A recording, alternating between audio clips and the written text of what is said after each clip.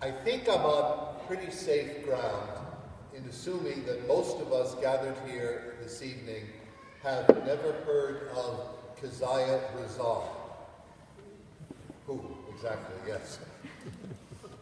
If you had heard of her, interesting enough, that is a woman's name, it was because, as I did, you read about her in the Jesuit Fortnight America several weeks back, which had an interesting article that just mentioned her in part. She was a woman, an American, living in the Southland in the middle of the 19th century. She's remembered because she wrote a book of prayers. Some of them are very beautiful, very inspiring prayers. All of them obviously come out of her deep Christian faith. And yet what is striking today are two of those prayers. Because in one of them, she prays to God to make her slaves more obedient. She's so convinced that slavery is a good thing, she's going to ask God to make sure that these slaves do what they're supposed to do. The other prayer, she prays to God, asking that she might have a kinder understanding of her slaves. Evidently, a number of her slaves didn't quite appreciate the fact of being in bondage, didn't think that this was such a wonderful thing, and in her way of looking at it, probably were uppity at times. And so, she, Christian that she was, person of deep faith, deep religious conviction that she was, could pray these prayers. She becomes an example to us, and this is what the article in America was about, of the ways in which you and I also can just be completely blind or deaf in one or another areas of our lives. Because here was a person of faith, a person basically good person, and yet here she was asking God to do something tremendously evil. She didn't see it as evil. She had no idea that it was evil. Or maybe something in her conscience was suggesting that to her, but she was just able to push it aside. She was able not to listen to her conscience at all.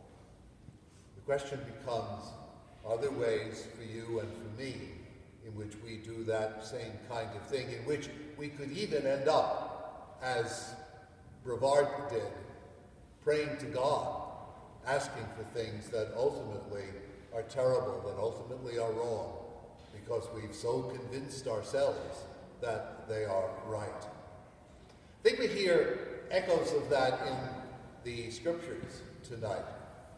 Moses asks this vision in the burning bush, well, what's your name? Because Moses, remember now, Hebrew that he was, but he grew up in Pharaoh's palace, and so he was taught about all sorts of different gods, and that was his understanding of divinity. You found out the name and you called on the God who was around to do whatever particular thing you wanted him or her to do. And Moses had to be shaken out of that understanding by, I am who am. I am the one. There aren't others. You are face to face with the fullness of reality itself. And that was something, as if you continue reading in Exodus, Moses is very much struggling with. He doesn't understand that. He can't quite put that together at first. And then look in the gospel at the way in which people tell Jesus about this incredibly evil thing that Pilate had done. Pilate was not a good man as he was governor. And Jesus says, but you're all assuming that these things happened to these people because they were bad. And it's not the case. And it's the same thing with that tower that collapsed in that section of Jerusalem and killed 18 people. You're all assuming, well, that had to happen because those must have been bad people, and that's not the case. And then he goes on to say to them that we all need to look at the ways in which we need to reform our lives. But part of what he's doing is once again challenging their assumption. They think they understand the way God operates. They think they understand the way things go, the way things happen. And Jesus is challenging them. It's much more complex than that, in some ways beyond our understanding. But don't think, he says to them, in effect, you've got God in a box and you understand God perfectly. Again, the challenge for us is the same. Other ways for you and me in which we allow ourselves to be so convinced of some things that we can't even begin to notice that they're not right. Now, in saying that, I'm not saying we shouldn't be convinced about things. I'm not saying there aren't things that we should stand for, things that we shouldn't let people change our minds on, things that are essential and important.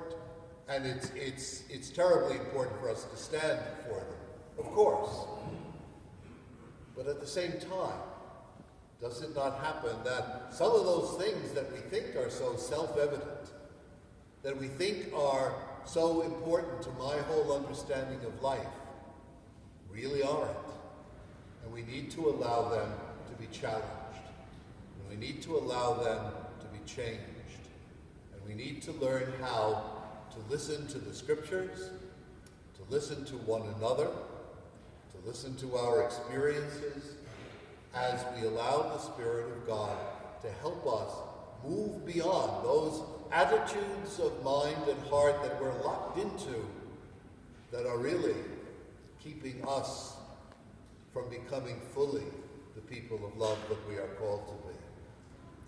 The three disciplines of Lent, among other things, are meant to help us do that. The prayer, the fasting, the almsgiving. The prayer, particularly as we read the Scriptures, as we meditate on the Scriptures, and as we don't come across any particular Bible passage and say, oh, I know what that one's all about.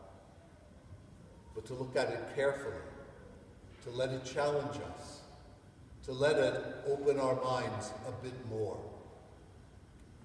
The same way the almsgiving, as we look to the needs of other people, to reach out to them, it helps us perhaps see those people as who they really are, people whom we so often could tend just to dismiss. And perhaps the most challenging, the fasting, because it can be, in this particular context, a fasting not just from food or from other things, but perhaps a fasting from ideas. Allowing ourselves to look at the things we hold and say, well, but I've been challenged in that regard by someone whom I respect. I've been challenged in that attitude as I read the Bible. Maybe I need to fast in the sense of stepping back from it, re-examining. Is that really the way things are? Is that really the kind of attitude that I should be having? If we will allow ourselves to do that, then the Spirit of God can use these 40 days to renew us. As I say, not to change our minds on things that are important, that we need to hold on to, but to allow ourselves to realize, every one of us, that we also have attitudes and ideas that are far from the truth. And we need to allow ourselves to be challenged, that we can be opened to the truth. For only in that way do we grow in love.